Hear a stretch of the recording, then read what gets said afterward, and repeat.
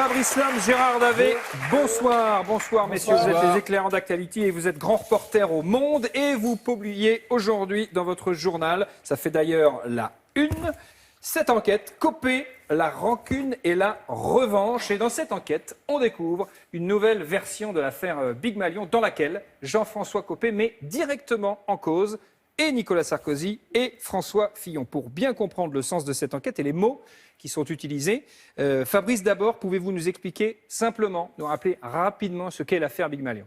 C'est assez simple, Thomas. En fait, il faut se replonger dans la campagne électorale 2012, campagne présidentielle.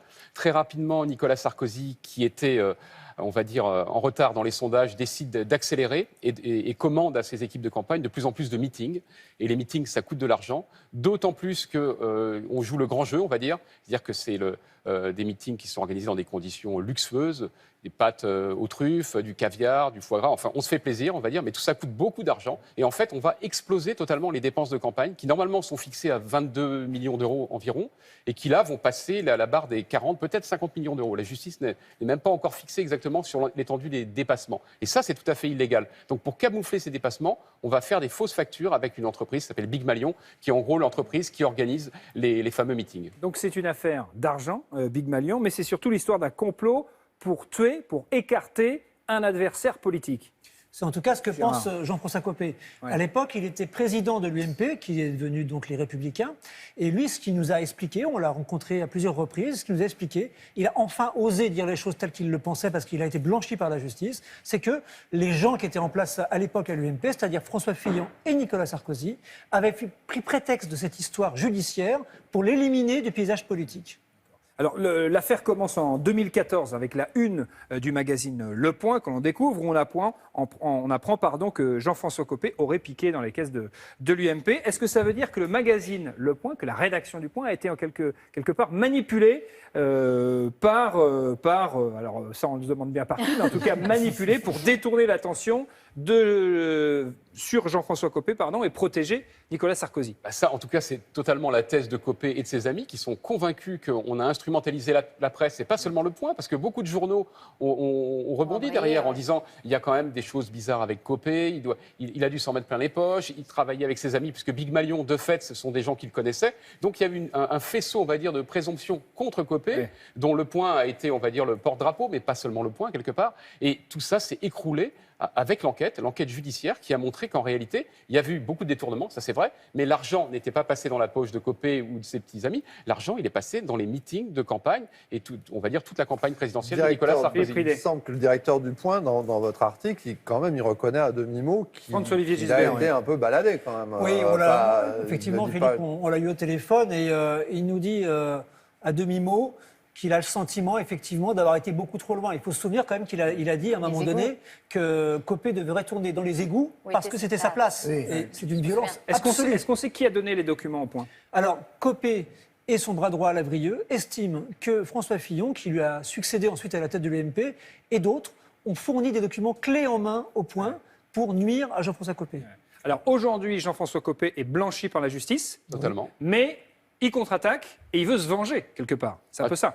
C'est pour beaucoup ça, c'est-à-dire l'idée qu'on a essayé de le détruire totalement. Ça a un petit peu marché quand même, parce qu'il a quand même été mis hors du jeu pendant plusieurs années. Il essaie de revenir maintenant, mais c'est vrai que c'est compliqué. Oui. Et il règle ses comptes, très clairement. Il règle ses comptes avec Sarkozy, avec Fillon. En fait, ce qui nous explique, et c'est plutôt convaincant quand on voit le déroulé des faits, c'est qu'il y a eu une alliance objective de gens qui, par ailleurs, se détestent, parce qu'entre Sarkozy et Fillon, c'est pas vraiment le grand amour, mais qui tous, à un moment, avaient intérêt à dézinguer Copé, qui était, on va dire, le bouc émissaire idéal. Et donc, il va même encore plus loin, puisqu'il ravive une vieille histoire. Il y aurait eu un financement illicite de la campagne de Sarkozy, cette fois c'est en 2007, par Mouammar Kadhafi, on en parlait hier sur ce même plateau, l'ancien dirigeant libyen. Et dans votre enquête, vous parlez de primes versées en liquide. Oui, c'est Jérôme Lavrieux qui nous dit ça, qui était donc le bras droit de Jean-François Copé, qui nous dit qu'effectivement, lors de la campagne 2012, dont il était le directeur adjoint... Alors on va lire justement la déclaration. Jérôme, sa gueule dans les couloirs, il va y avoir une grève, car cette fois-ci, on n'a pas eu de prime en liquide. Là, il est interpellé, Jérôme Lavrieux, par des collaborateurs de l'UMP. Exactement, et donc, et Copé et Lavrieux nous disent la même chose, c'est-à-dire qu'il y a eu à peu près autant de meetings en 2007 qu'en 2012. Si en 2012, on a dépassé allègrement le plafond de campagne, il n'y a aucune raison qu'en 2007, ça n'ait pas été le cas. Et là, il relance la justice sur la piste libyenne, à savoir que Mouammar Kadhafi aurait financé la campagne de Nicolas Sarkozy. Mais Lavrieux, il se confie. Oui. Il vous dit des choses, mais est-ce qu'il a les preuves de ce qu'il avance? Alors là, on est par rapport à des espèces qui auraient circulé. On le sait, c'est bien pour ça d'ailleurs qu'elles sont utilisées. Les espèces, elles sont difficiles à tracer. C'est compliqué. Maintenant, il y a une enquête judiciaire sur la campagne donc 2007 qui est encore en cours. Celle sur Big Malion en 2012, elle est terminée. L'autre, elle est encore en cours. On va dire ce qu'on révèle encore aujourd'hui va l'alimenter, mais il y a encore d'autres pistes à creuser. Ouais. Et ce que dit Lavrieux, il le dit en fait au juge et quelque part aux journalistes, cherchez, regardez ce qui s'est passé en 2007, trouvez des témoins, il y a forcément des gens qui ont vu passer les billets. Et alors, dans votre enquête, vous évoquez aussi un coffre géant à l'agence BNP de la place de l'Opéra à Paris. Tout à fait. Donc là, ça devient quasi romanesque. ouais, là, on est dans C'est Alexandre Dumas maintenant. Ouais, c'est ça. Mais la droite Exactement française a ce talent absolu de nous donner des histoires depuis bien longtemps. Alors, qu'est-ce que c'est que ce coffre? Eh bien, c'est Claude Guéant qui l'a raconté aux policiers qui ont été mis en garde à vue dans une autre affaire. Il a raconté qu'effectivement, il y avait un coffre qu'il louait à la BNP, dans lequel, c'était même pas un coffre, d'ailleurs, c'est une salle, on aurait pu rentrer, on pouvait rentrer debout. Ouais. Et Surtout Sarkozy. Oui, voilà. Ça dépend s'il a été honnête ou pas. Et Guéant dit aux policiers, oui, mais c'était pour entreposer le discours de Nicolas Sarkozy. Bon, on peut en douter. Oui, parce que moi qui ai suivi la campagne de 2007, je peux vous dire que les discours, Sarkozy, il les distribuait à toute la presse. Donc s'il avait besoin d'archives, à la limite, j'aurais pu lui en donner.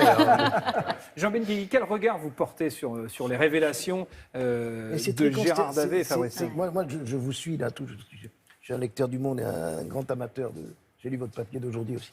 Mais c'est consternant parce que ils ont tous une image plus mauvaise d'un que l'autre. Quoi qu'on puisse faire, ça reste la piscine de Takedine. Ouais. Il ne peut rien faire à ça. C'est vrai. Il ne peut rien faire à ça. Et, alors, il a beau faire Edmond Dantès, comme vous dites dans votre papier, retour du château d'If ou quoi, il a quand même des casseroles lui aussi. Les campagnes, je veux dire, on est encore en démocratie parce que des journalistes comme vous, dans d'autres régimes, ils auraient été jetés à la mer quand même. Sur ce que vous avez écrit avec votre collègue, là. Oui.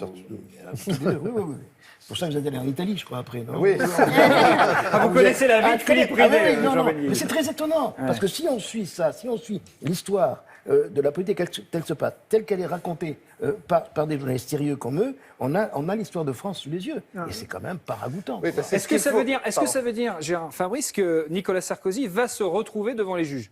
Alors, il faut rappeler qu'il y a une présomption d'innocence qui s'applique à toute personne. Lui, il est mis en examen pour corruption, trafic d'influence et également financement illicite de campagne. Ça fait quand même beaucoup de casseroles. Et est-ce que ça pourrait l'empêcher d'être candidat? Parce qu'on rappelle que Et non, parce que nous sommes en France, Thomas. Et en France, un candidat peut envisager de se présenter à la présidentielle tout en ayant des casseroles judiciaires derrière lui. En fait, ce n'est pas un problème juridique, c'est un problème quelque part moral. C'est-à-dire, est-ce qu'il est acceptable qu'une personne qui est plusieurs fois mise en examen sur des faits, on va dire, assez graves, puisse se présenter ou pas devant les électeurs? C'est autorisé, il n'y a aucun problème, il peut le faire. Est-ce que, on va dire, le corps social, est-ce que les Français l'acceptent? Ça, pour l'instant, c'est partagé. Moi, j'ai écouté ce matin les réactions. Chacun de juger. Les réactions, évidemment, ça se trouve toujours à Nice et dans le Sud. En disant, mais non, il a raison, c'est un complot. Les gens pensent ça. Ces électeurs ne bougent pas. Sarkozy va évidemment jouer sur la victimisation. C'est quelque chose qui a marché dans d'autres pays. Berlusconi, par exemple, dont on parlera tout à l'heure, ça a déjà marché pour lui. Copé, d'une certaine façon, ça lui donne un peu les cicatrices qu'il n'avait pas, parce que s'il y a quelqu'un qui a aussi poignardé des gens dans la vie politique, Copé n'est pas le dernier. Et ce qui est le plus fascinant dans cette histoire à trois, comme ça, Copé, Fillon, Sarkozy, ça rappelle ce fameux mot de Bismarck, je crois, qui disait « Dans une alliance à trois, il vaut mieux être l'un des deux ». C'est exactement ça. Là, on est dans un combat, c'est la déclaration de guerre, c'est un combat à mort entre Copé et Sarkozy. Là, il était une fois dans l'Ouest, c'est le premier qui dégaine, et là, c'est Copé qui dégaine le premier. Vous avez des réactions depuis la publication de votre papier au sein des Républicains? Oui, on sait qu'au sein des Républicains, ça provoque pas mal de vagues, parce qu'il faut bien comprendre que les propos que nous tient Copé, ce sont des propos que tiennent en général les hommes politiques entre eux. Ils se disent ça comme ça au détour d'un couloir, ils règlent leurs comptes entre eux. Là, pour la première fois, ils brisent en fait cette espèce d'omerta, l'entre-soi, c'est-à-dire qu'il dit vraiment ce qu'il pense. Et donc ça fait évidemment un peu de bruit. Et c'est une série